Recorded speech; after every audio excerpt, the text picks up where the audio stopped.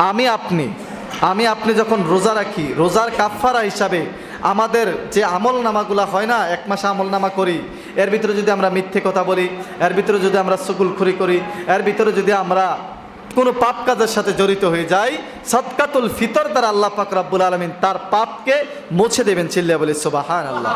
সাদকাতুল ফিতর আপনাকে এমনভাবে দিতে হবে যেন অপর কোনো মুসলমান ভাই, কোনো গরিব মিসকিন যেন আপনার এই সাদকাতুল ফিতরটা পেয়ে যেন তারা যেন ঈদের বাজার যেন সুন্দরভাবে করতে পারে।